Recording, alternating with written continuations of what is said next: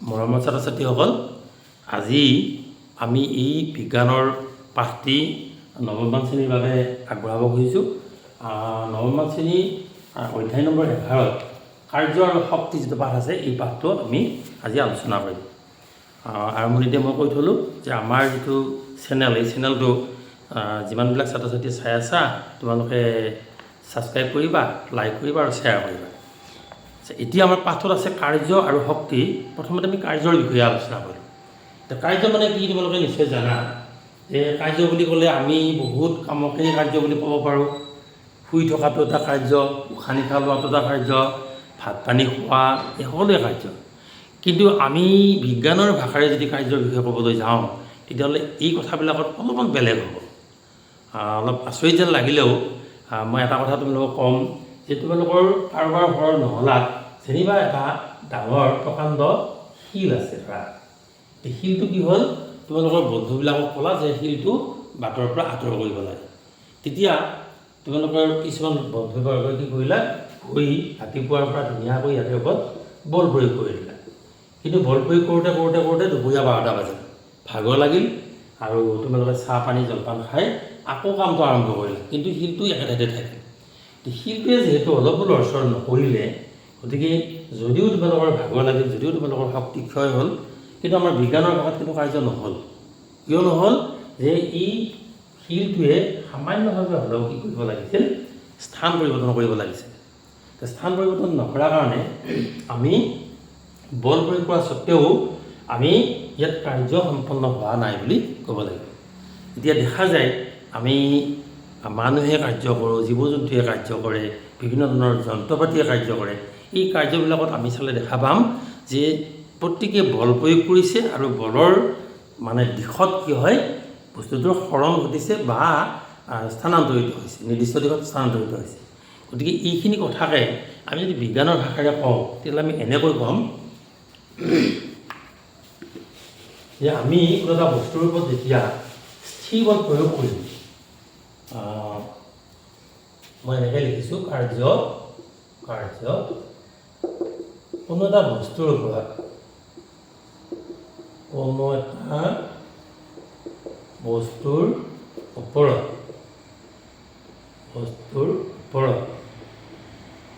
স্থিৰ বল বুজি পাইছেনে? মানে নিৰবিচ্ছিন্নভাৱে বলটো আমি তাত প্ৰয়োগ কৰি থাকিব লাগিব। স্থিৰ বল বুলি কোৱা। স্থিৰ বল প্ৰয়োগ কৰিলে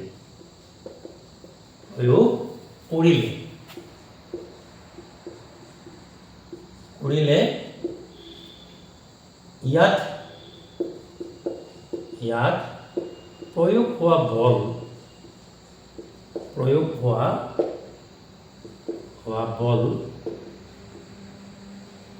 আৰু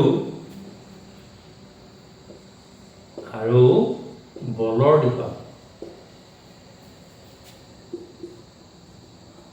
দিশত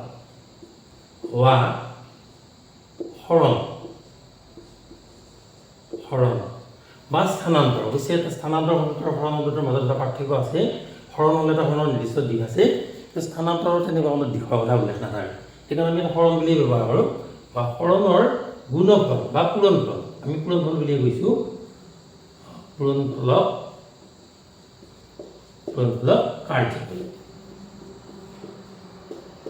কাৰ্য বোলে। ঠিক আছে, এইখিনি তোমালোকে লিখি লোৱা। এতিয়া তোমালোকে অলপ মন কৰা যে ইয়াতে দুটা কথা কোৱা হৈছে। এটা হৈছে বস্তুটোৰ ওপৰত প্ৰয়োগ কৰা স্থিৰ বল। এই স্থিৰ বল প্ৰয়োগ কৰিছোঁ বল আৰু লগতে হৈছে সৰণ আৰু ইয়াৰ ভিতৰত পূৰণফল। গতিকে আমি ইয়াক যেতিয়া সংক্ষেপ সূত্ৰলৈকে নিব খোজোঁ, এইখিনিকে আমি সূত্ৰ আকাৰেও লিখিব পাৰিম। কিন্তু তোমালোকে এই কথাখিনি লিখি লোৱা, ইয়াৰ পিছত আমি সংক্ষেপ সূত্ৰলৈকে আগবাঢ়িম।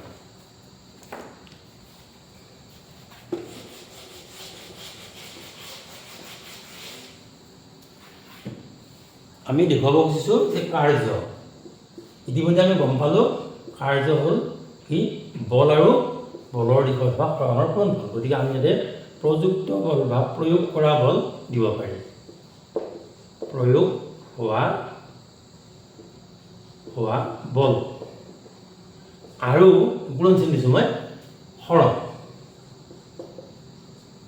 প্ৰয়োগ হোৱা বল আৰু সৰণ। এতিয়া কাৰ্যক ইংৰাজীত ৱৰ্ক বুলি কোৱা হয় গতিকে কাৰ্যক যদি আমি এটা চিহ্নৰে প্ৰকাশ কৰোঁ ডব্লিউ বুলি দিব পাৰোঁ বলক আমি এফ বুলি কওঁ ফ'ৰ্চ আৰু হৰণক আমি ডি বুলি কওঁ গতিকে আমি সংক্ষেপতে W equal to F into D এই সূত্ৰটোৰে কি কৰিব পাৰোঁ আমি কাৰ্যক প্ৰকাশ কৰিব পাৰোঁ তোমালোকে নিশ্চয় এইটো সূত্ৰ অলপ মনত ৰখাৰ চেষ্টা কৰিবা কাৰণ ইয়াৰ সহায়ত আমি পিছলৈ কিছুমান গাণিতিক সমস্যা আহিব পাৰে এই গাণিতিক সমস্যাবিলাক আমি সমাধান কৰিম ঠিক আছে তোমালোক আমি বলৰ কাৰ্যৰ ধাৰণাটো দিলোঁ কাৰ্য আমি এনেকৈ পালোঁ যে বল প্ৰয়োগ কৰিম আৰু বলৰ দিশত বস্তুটোৰ হৰণ ঘটিব এই হৰণক আমি কি বুলি ক'ম কাৰ্য বুলি ক'ম ঠিক কেতিয়াবা কেতিয়াবা এনেকুৱা হয় যে আমাক এটা প্ৰশ্ন হ'ব পাৰে যে আমি বহুত বল প্ৰয়োগ কৰি এখন ধৰক কংক্ৰিটৰ বেৰ এখন ঠেলি আছোঁ আমাৰ যথেষ্ট শৰীৰৰ শক্তি খৰচ হৈছে কিন্তু কংক্ৰিটখন অলপো লৰচৰ কৰা নাই এই ক্ষেত্ৰত যদি আমি ভাবোঁ যে আমাৰ শৰীৰৰ যিখিনি শক্তি এই শক্তিখিনি ক'লৈ গ'ল শক্তি নিশ্চয় খৰচ হ'ব এতিয়া শক্তিখিনি ক'লৈ গ'ল এনেকুৱা যদি প্ৰশ্ন আমাৰ মনত কেতিয়াবা উদয় হয় বা আমি যদি এনেকুৱা ধৰণৰ কুৱেশ্যন আমাৰ হ'লে আহে তাৰো বৰ সুন্দৰকৈ তোমাক উত্তৰ দিছোঁ এইটো উত্তৰ তোমালোকে মনত ৰাখিবা যে আমি ধৰা এখন এটা বস্তু ডাঙৰ বস্তু এটা সৰু বস্তু এটা আমি ইয়াতে ৰাখিছোঁ ৰাখি ইয়াৰ ওপৰত আমি কৰিছোঁ বল প্ৰয়োগ কৰিছোঁ ধৰা এফ বল প্ৰয়োগ কৰিছোঁ কিন্তু বস্তুটো লৰচৰ কৰা নাই গতিকে আমি তেতিয়া ক'ম যে আমাৰ শৰীৰৰ শক্তি খৰচ হ'বনে নাই কিন্তু ইয়াৰ কাৰ্য কিন্তু ঘটা নাই আৰু কাৰ্য আৰু শক্তি মোটামুটি আমি একে বুলিয়ে গম পাইছোঁ তেনে ক্ষেত্ৰত এতিয়া ইয়াতে কাৰ্য হৈছে আৰু যদি কাৰ্য হোৱা নাই তেতিয়াহ'লে এই বল দিবৰ কাৰণে যিটো শক্তি কিন্তু খৰচ হৈ আছে এই শক্তিখিনি ক'লৈ গ'ল তেতিয়া আমাৰ উত্তৰটো আহিব কি এই বস্তুটো যে লৰচৰ কৰা নাই ই নিজৰ ঠাইত থাকিবৰ কাৰণে ইয়াৰ এটা প্ৰৱণতা আছে আমি যিটোক জড়তা বুলি কওঁ আৰু এই জড়তাৰ প্ৰৱণতাৰ কাৰণে কি হয়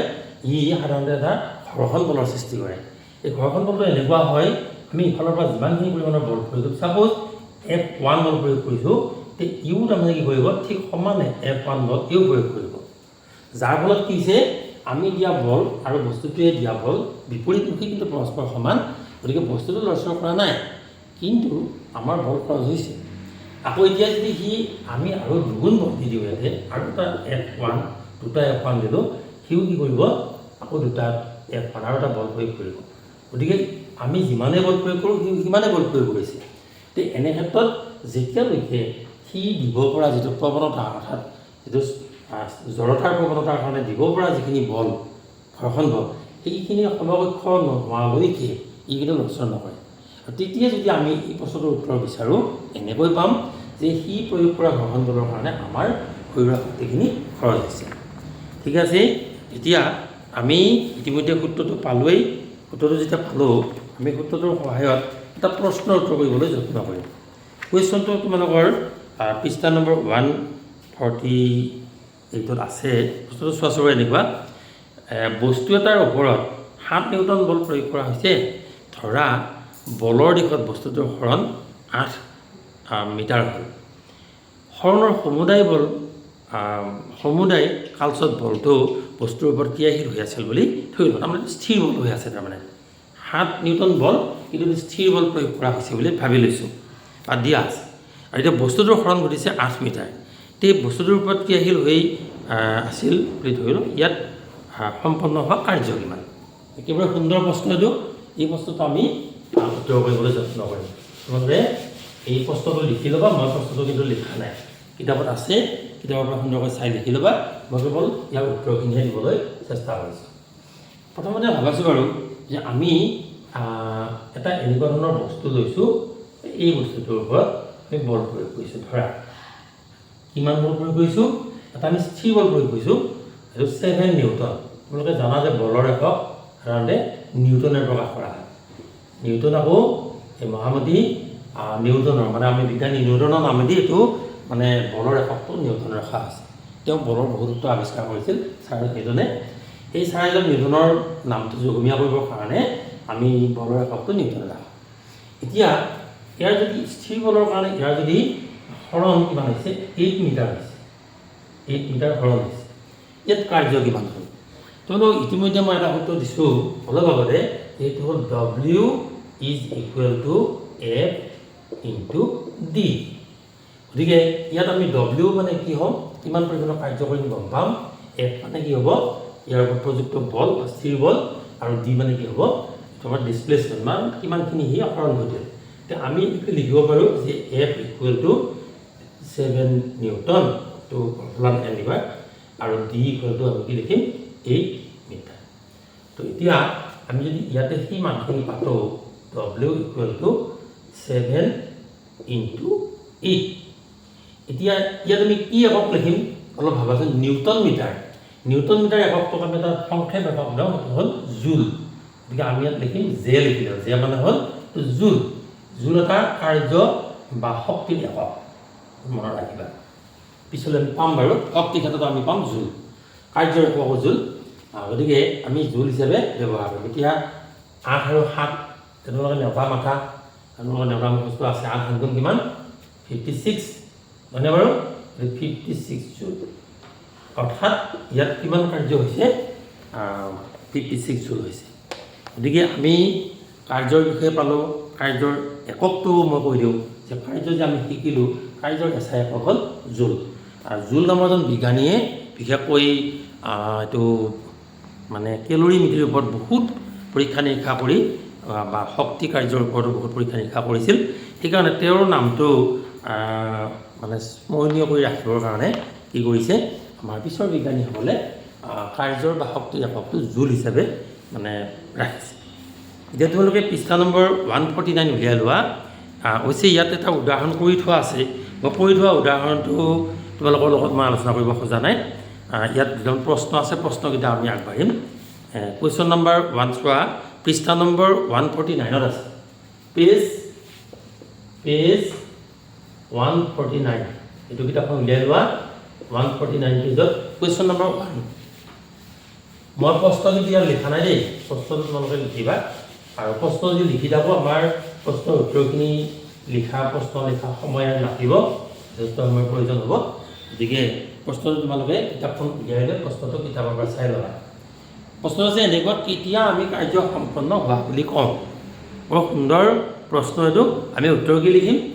ইতিমধ্যে আমি আলোচনা কৰিছোঁ যে এটা বস্তুৰ ওপৰত যেতিয়া স্থিৰ বল প্ৰয়োগ কৰা হয় আৰু বলৰ দিশত যদি হৰণ ঘটে, এই দুটাৰ পূৰণফলক আমি কি বুলি কওঁ? কাৰ্য বুলি কওঁ। বৰ ধুনীয়াকৈ লিখা, কোনো বস্তুৰ ওপৰত প্ৰয়োগ কৰা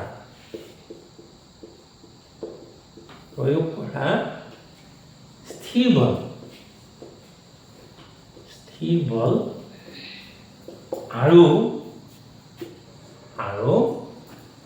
বলৰ দিশত হোৱা হৰণৰ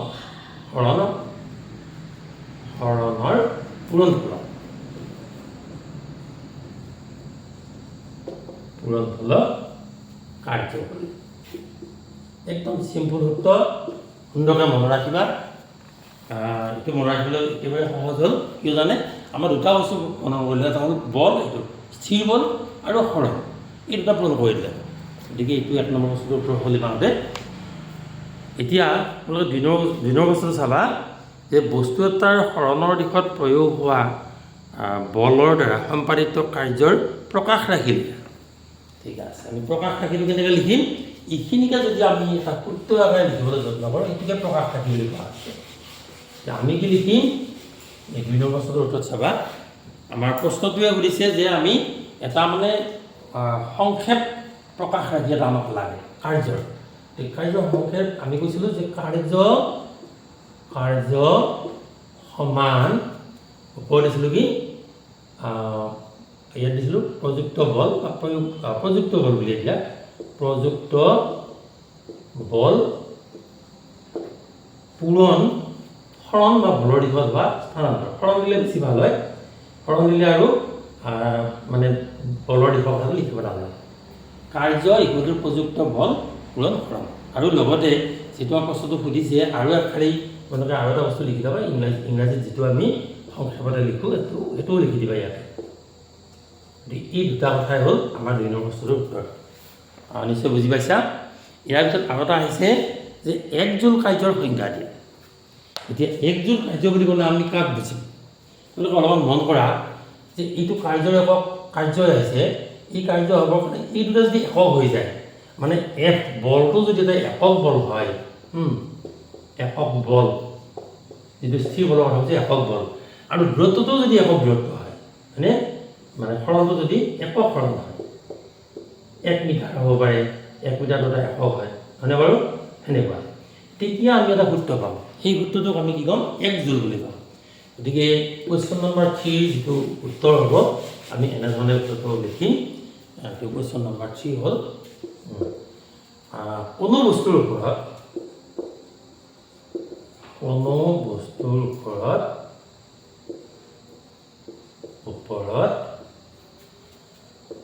1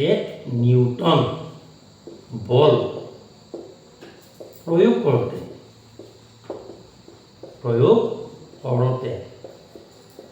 যদি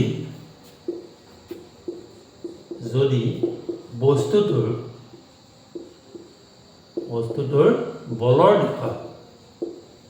বলৰ দিশত 1 মিটাৰ এইটো ইউনিটটো মিটাৰ দিব লাগিব 1 মিটাৰ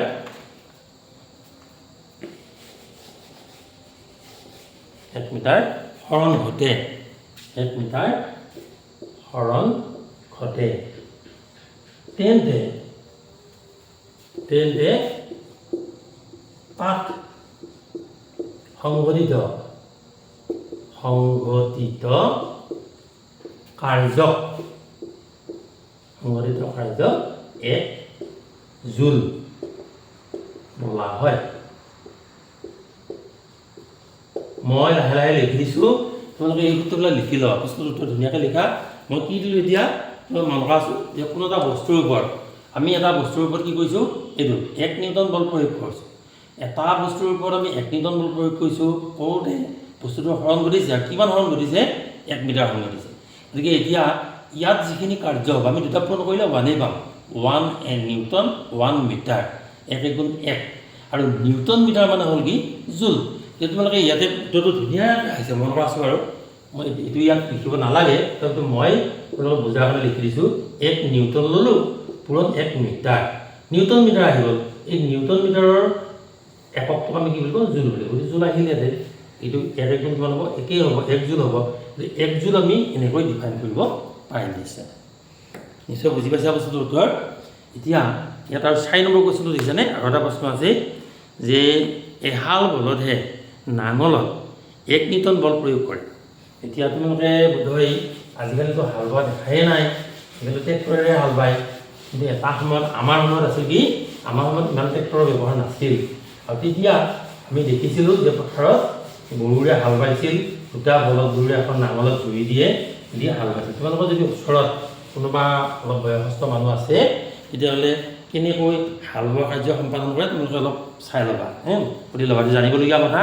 এতিয়া এইটো মানে আমি ক'বলৈ গ'লে এই মিউজিয়ামতে যাব লাগিব এইটো বস্তু নাই এতিয়া আমাৰ মানে সমাজত নাইকিয়া হোৱাৰ নিচিনা হৈছে যিয়ে নহওক যে বলদ এহালে যেতিয়া হাল বাব ধৰি লোৱা পথাৰত হাল বাইছে এই নাঙলখন এনেকুৱা ধৰণৰ নাঙল আৰু ধৰি লোৱা মই তৎক্ষণাত ৰাখি দিছোঁ নাঙল আৰু এতিয়া মানে কি থাকিব ইয়াতে বলদ গৰু আমি বলদ গৰু ইয়াতে জড়িত এনেকুৱা ইয়াতে হাল বায় এতিয়া এই যদি ইয়াৰ যদি ফ'ৰ্চটো 1 নিউটন হয় মন কৰাচোন 1 নিউটন বল হৈছে আৰু ই নাঙলখন আগবাঢ়ি গৈ থাকিব তেতিয়া ই কিমান মিটাৰলৈকে যাব পাৰে বুলি কৈছে 15 মিটাৰ ইয়াৰ পৰা ইয়ালৈকে হাল বাই গ'ল এতিয়া 15 মিটাৰ দূৰত্ব অতিক্ৰম কৰিলে বুলি ধৰি লোৱা গতিকে এই বস্তুটোৰ উত্তৰ আমি কেনেকৈ উলিয়াম তোমালোকে মন কৰা আছোঁ যে ইয়াত আমাৰ স্থিৰ বল কিমান আছে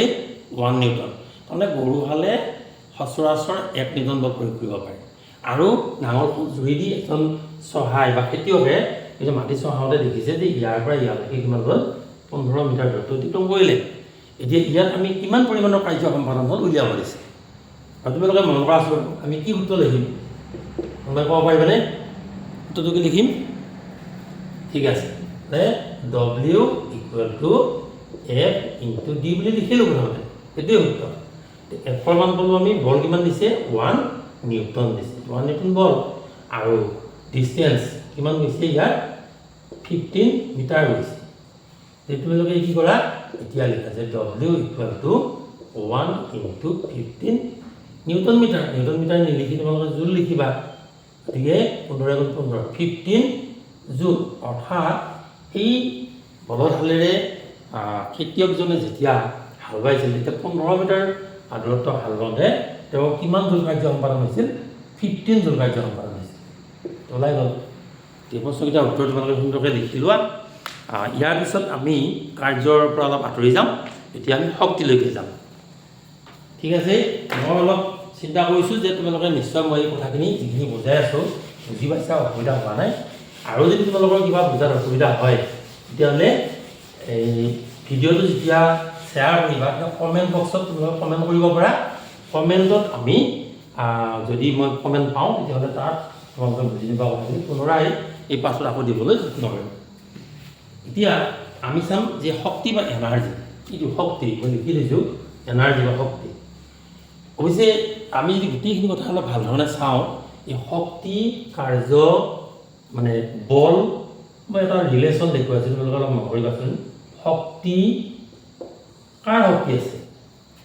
জীৱ জন্তুৰ শক্তি আছে মানুহৰ শক্তি আছে কিছুমান যন্ত্ৰ পাতিৰ শক্তি আছে এই শক্তিয়ে কি কৰে কোনো বস্তুৰ ওপৰত যেতিয়া প্ৰয়োগ হয় যেতিয়াই প্ৰয়োগ হয় তেতিয়া আমি বল বুলি কওঁ তাক শক্তিক কি বুলি কওঁ প্ৰয়োগ হোৱা সময়খিনি কিন্তু বল শক্তি হিচাপে প্ৰয়োগ নহয় মানে প্ৰয়োগ হওঁতে কি হয় সি বললৈ ৰূপান্তৰ হয় আৰু বল যেতিয়া দিম আমি যদি এইটো স্থিৰ বল হয় আৰু ইয়াৰ স্থানান্তৰ ঘটিছে ধৰা এইটো সৰণ বা স্থানান্তৰ ঘটিছে নহয়নে বাৰু তেতিয়াহ'লে ইয়াত কি হ'ব কাৰ্য হ'ব এতিয়া মন কৰা আছে এই তিনিটা টাৰ্মৰ লগত এটা পাৰস্পৰিক সম্পৰ্ক আছে তেওঁলোকে এনেকুৱা নহয় যে আমি কাৰ্য আৰু শক্তি বিষয়ে আলোচনা কৰি বলটো আমি এৰি দিম এইটো সম্ভৱ নহয় গতিকে কাৰ্য শক্তি বল আৰু কাৰ্যৰ একদম ওতঃপ্ৰোতভাৱে জড়িত এটা সম্পৰ্ক আছে যিয়ে নহওক আমি শক্তি যেতিয়া আলোচনা কৰিম শক্তিনো কি বস্তু আমি চাই লওঁ আৰু আমি কওঁ বিজুলী শক্তি আমি কওঁ মাধ্যাকৰ্ষণ শক্তি আমি কওঁ চুম্বক শক্তি আৰু বতাহৰ শক্তি আছে বিভিন্ন ধৰণৰ শক্তি আছে তাৰপিছত কেতিয়াবা কওঁ আমি গতি শক্তি কেতিয়াবা কওঁ আমি স্থিতি শক্তি এতিয়া আমি শক্তি কি কৰিছোঁ এটা সাধাৰণভাৱে দুটা ভাগত ভাগ কৰিছোঁ এটা ভাগক কোৱা হয় যান্ত্ৰিক শক্তি চাবাচোন বাৰু এটা ভাগক কোৱা হয় যান্ত্ৰিক শক্তি যান্ত্ৰিক শক্তিনো কি বাৰু যান্ত্ৰিক শক্তিনো কি এইটো আমি জানি ল'ম বাৰু মই বুজাই দিম আৰু লগত কিন্তু অতিৰিক্ত বহুত শক্তি আছে যে পোহৰ এবিধ শক্তি বুজিছেনে পোহৰ শক্তি তাৰপিছত আছে শব্দ শক্তি তাৰপিছত তোমাৰ আহিল মাধ্যাকৰ্ষণ শক্তি তাৰপিছত আহিল তোমাৰ চুম্বক শক্তি ইত্যাদি এইবিলাক শক্তি কিন্তু ইয়াৰ ভিতৰত নপৰে দেই এইবিলাক শক্তি আপোনাৰ ৰূপত আছে আমি সাধাৰণভাৱে যান্ত্ৰিক শক্তিটোহে আলোচনা কৰিম আমাৰ কিতাপত যান্ত্ৰিক শক্তিৰ বিষয়ে আমি এতিয়া তোমালোকৰ পাঠটো আছে পাঠটো আলোচনা কৰিম যান্ত্ৰিক শক্তিনো কি আচলতে যান্ত্ৰিক শক্তি মানে হ'ল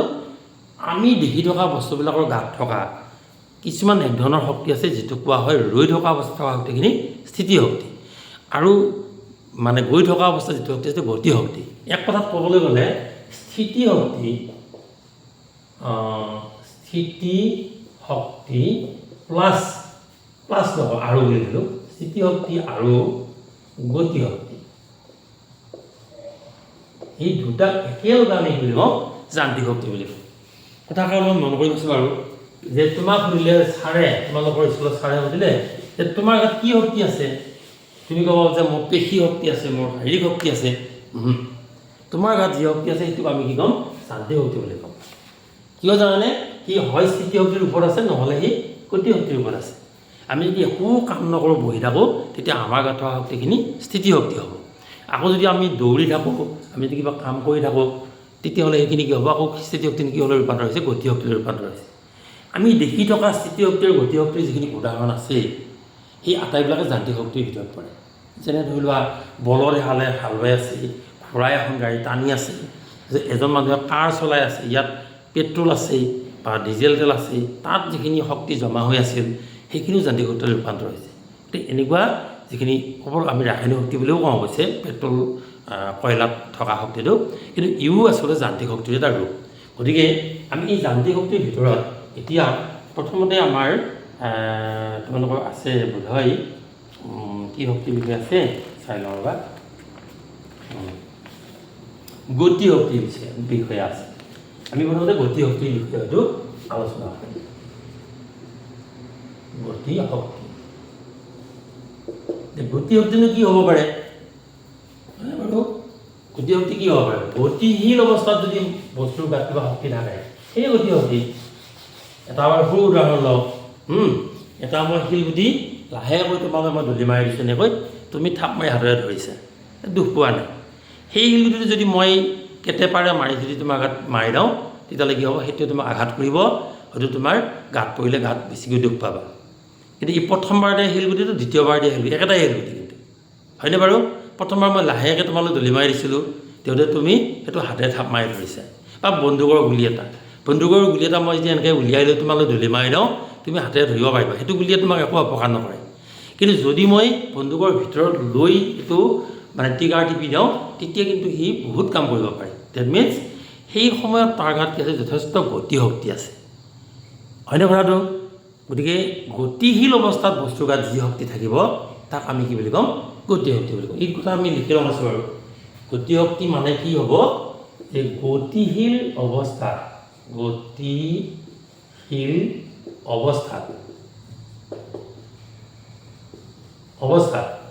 কোনো বস্তুৰ গাত যি শক্তি নিহিত হৈ থাকে নিহিত মানে তাতে সোমাই থকা সেইটোৱে আৰু নিহিত হৈ থাকে হয় তাকে কি বুলি কওঁ তাকে গতি শক্তি নহয়নে বাৰু গতি শক্তি বনায় সুন্দৰ গতিকে তোমালোকে গতি শক্তি ধৰণটো বুজিবা সেইটো সূত্ৰ আছে সূত্ৰটো আমি উলিয়াম বাৰু আজি ক্লাছটো বৰ দীঘলীয়া হৈছে মই আজি সূত্ৰলৈকে নাযাম বাৰু তথাপিতো মই এই কথাখিনি বুজাই দিছোঁ যে গতিশীল অৱস্থাত কোনো বস্তুৰ গাত যি শক্তি নিহিত হৈ থাকিব সেইখিনিক আমি কি বুলি ক'ম গতি শক্তি বুলি ক'ম অৱশ্যে গতি শক্তি দুটা কথাৰ ওপৰত নিৰ্ভৰ কৰে তোমালোকে চাবা যে যিটো বস্তুৱে গতি কৰিব তাৰ ভৰ অত্যন্ত গুৰুত্বপূৰ্ণ কথা ভৰ লাগিব আৰু লগতে সি তাৰ নিৰ্দিষ্ট বেগত গৈ থাকে অৰ্থাৎ ভি লাগিব বুজিছেনে যে বস্তুৰ গতি শক্তি উলিয়াবৰ কাৰণে ভৰ আৰু বেগ দুটা বস্তু লাগিব আমি এটা সূত্ৰ পাম সূত্ৰটো মই পিছৰ ভিডিঅ'ত মই দিম সূত্ৰটো হ'ল হাফ এম ভি স্কুৱেৰ এই দুটা আমি কি কৰিম গতি শক্তিক মানে প্ৰকাশ কৰিবলৈ দেখুৱাম ইয়াতে চোৱা যে ইয়াতে গুৰুত্বপূৰ্ণ কথা হ'ল ভিত কি আছে স্কুৱেৰ আছে দেখিছা নাই স্কুৱেৰ থাকিলে এনেকুৱা হয় এই ভিটোৰ মান যদি 1 হয় 1 স্কুৱেৰ মানে 1 হ'ব কিন্তু 2 হোৱাৰ লগে লগে ই 4 হয় গতিকে ইয়াতকৈ 3 বেছি হ'ল দেখিছানে গতিকে মানে বেগটো গুৰুত্বপূৰ্ণ কথা বেগ যিমানেই বাঢ়িব তাৰ বৰ্গ অনুপাতে শক্তিটো কি হ'ব বৃদ্ধি হ'ব হৰ হ'লে কেৱল ভৰৰ গুণফল হিচাপে বাঢ়িব গতিকে এইখিনি কথা তোমালোকে মনত ৰাখা ইয়াৰ পিছৰ ভিডিঅ'ত তোমালোকক মই হাফ এম ভি স্কুৱেৰ সূত্ৰটো কেনেকৈ ডিৰাইভ কৰা হয় কেনেকৈ উলিওৱা হয় দেখুৱাম আৰু ইয়াৰ মানে পিছত মই আৰু এটা বস্তু শিকাই দিছোঁ যে স্থিতি শক্তি এইটোৰ বিষয়ে আমি অলপমান আলোচনা কৰিম স্থিতি শক্তি তেতিয়াহ'লে আমি এনেকৈ ক'ম নেকি যে স্থিতিশীল অৱস্থাত বস্তুৰ গাত যি শক্তি আছে তাকে স্থিতি শক্তি বোলে ভুল হ'ব নেকি নাই ভুল নহ'ব কিন্তু হ'লেও স্থিতি শক্তিৰ কিছুমান কথা আছে আমি অলপমান চাই লওঁ স্থিতি শক্তি যেতিয়া আমি ডিফাইন কৰিম তেতিয়া কেইটামান কথাৰ ওপৰত গুৰুত্ব দিয়া হয় এক নম্বৰ কথা হ'ল অৱস্থা বা আকৃতি অৱস্থা মানে কি অৱস্থা মানে এনেকুৱা সি দীঘল হৈছে নে চুটি হৈছে হয় নহয় বা আকৃতি ই বেণ্ড হৈছে নে পোনে পোনে আছে এইটো কয় অৱস্থা বা আকৃতি আৰু এটা আছে এইটো হ'ল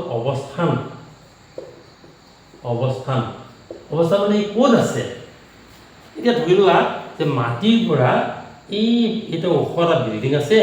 আমি শিল্পীত এটা এই বিল্ডিঙৰ ওপৰলৈকে লৈ আহিছোঁ গতিকে ই মাটিৰ পৰা যথেষ্ট ওপৰত অৱস্থান কৰিছে নহয়নে বাৰু এই অৱস্থানৰ কাৰণে ইয়াৰ গাত কিছু শক্তি জমা হ'ব আৰু সেইখিনিক আমি স্থিতি শক্তি বুলি ক'ম যেনে এতিয়া পাহাৰৰ ওপৰত এটা শিল আছে সি ৰৈ আছে হঠাৎ কিবা কাৰণত যদি শিলটো নাই বাগৰি আহি কিন্তু সি তলত আহি গছ গছনি ভাঙি চুৰমাৰ কৰি দিব পাৰে ৰৈ থকা অৱস্থাত কিন্তু তাৰ গাত শক্তি থকা বুলি আমি গমেই নাপালোঁ হয় কিন্তু যেতিয়া আহিল সেইখিনি তাৰ গাত থকা স্থিতি শক্তিখিনি কি হ'ল গতি শক্তিলৈ ৰূপান্তৰ হ'ল ট্ৰেন্সফাৰ হৈ গ'ল শক্তিখিনি তেতিয়া আমি দেখা পাইছোঁ ভাৱ নহয় ইয়াৰ গাত যথেষ্ট শক্তি আছে, এইটো এটা কথা। আৰু আকৃতি অৱস্থাটো ধৰা আমি তোমালোকে এই ৰামায়ণ আৰু মহাভাৰত চাইছা নাই বাৰু? চিৰিয়েল দুখন চাইছা? তাতে অৰ্জুনে গান্ধীৱ ধনু মৰা দেখিছা নহয়, হয় নহয়? আৰু ৰামেও মানে কি ধনুহাৰেৰে মানে ৰাৱণৰ লগত যুদ্ধ কৰিছিল, নহয়নে বাৰু? তেতিয়া তোমালোকে এই ধনুখনৰ কথা অলপ ভাবাচোন। আমি ধনুখন এনেকৈ তৈয়াৰ কৰি লওঁ, ৰবা ধনুখন ঠিক এনেধৰণে তৈয়াৰ কৰি লওঁ, লৈ এই দুই মূৰে কি কৰা হয় ৰছী বন্ধা হয়, ৰছীডাল আমি এনেকৈ টানি দিওঁ, দিলে কি হয় জানানে? এই ধনুখনৰ যিটো আগৰ আকৃতি আছিল সেইটো মোটামুটি এনেকৈ পোনে পোনে থাকে। এতিয়া টানি দিয়াৰ লগে লগে কি হয়, ইয়াৰ আকৃতিটো কিছু মানে অৱস্থাৰ পৰিৱৰ্তন বা আকৃতিৰ পৰিৱৰ্তন হয়, যাৰ কাৰণে ই কিছু এনাৰ্জি লাভ কৰে বা শক্তি লাভ কৰে। এতিয়া তুমি লাহেকৈ এৰি দিয়া, কাৰোবাৰ কি হ'ব, দুটা লগত মুখেদি গুচি যাব। গতিকে এইটো হ'ল আকৃতি বা অৱস্থাৰ পৰিৱৰ্তন। তোমালোকৰ যিডাল স্কেল আছে, বহুতৰ লগত স্কেল আছে, প্লাষ্টিকৰ স্কেল এটা এনেকৈ লোৱা, লৈ স্কেল পাই এটা মোৰ স্থিৰ ৰাখি এটা মোৰ লাহেকৈ তলৰ ফালে টানি দিয়া, অলপ হালি গৈছেনে? এতিয়া ইয়াৰে মূৰত তুমি এটা সৰুকৈ কিবা এটা মানে পাতল বস্তু এটা ৰাখি তুমি লাহেকৈ স্কেলটো এৰি দিয়া, দেখিবা যে যেতিয়া তাৰ আকৃতি পৰিৱৰ্তন হৈছে ই কিছু এনাৰ্জি লাভ কৰিছে, শক্তি লাভ কৰিছে, আৰু এৰি দিয়াৰ লগে কি হ'ব, ই দূৰলৈকে কি হ'ব, বস্তুটো গুচি যাব, হয়নে কথাটো? দেখাত কিন্তু স্কেলডাল একে আছে, কিন্তু প্ৰথমতে কি কৰিছোঁ আমি অৱস্থাটো লাহেকৈ এটা আকৃতি পৰিৱৰ্তন কৰি তাক মানে বেঁকা কৰি দিছিলোঁ। এই বেঁকা কৰি দিওঁতে কিন্তু শক্তি লাভ কৰিলে, এতিয়া এইখিনি কোৱা হয় স্থিতি শক্তি। গতিকে স্থিতি শক্তিৰ যিটো ডিফিনেশ্যন সেইটো অলপ বেলেগ ধৰণৰ হ'ব, মই কৈ দিছোঁ, এইটো তোমালোকে লিখি লোৱা। দেখা বস্তু এটাৰ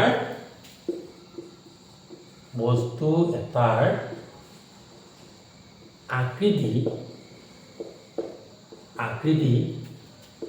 বা আকাৰ, আকৃতি বা অৱস্থা, এইটো ক'ব পাৰা অৱস্থা, নাইবা অৱস্থান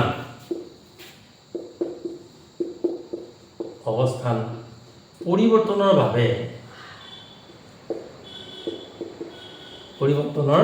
বাবে যি শক্তিৰ সৃষ্টি হয়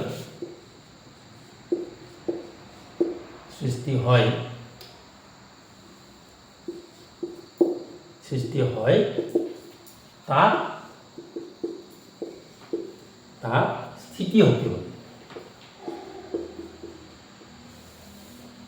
স্থিতি শক্তি বোলে। গতিকে এতিয়া চোৱা, স্থিতি শক্তি আমি কেনেকৈ উলিয়ালোঁ যে বস্তুটোৰ কি হ'ব লাগিব, আকৃতি বা অৱস্থা সলনি হ'ব লাগিব, নহয় নাইবা অৱস্থাও সলনি হ'ব লাগিব। এই দুটাৰ এটা যদি হয় তেতিয়া সেই বস্তুবিলাকে কি কৰে, শক্তি লাভ কৰে, আৰু সেই শক্তিখিনিক আমি কি বুলি কওঁ, স্থিতি শক্তি বুলি কওঁ। মৰমৰ ছাত্ৰ ছাত্ৰীসকল, আজি আমাৰ সময় যথেষ্ট হ'ল, গতিকে কাৰ্য আৰু যিটো শক্তিৰ আমি পাঠ প্ৰথম অংশ আমি হেৰি কৰিলোঁ,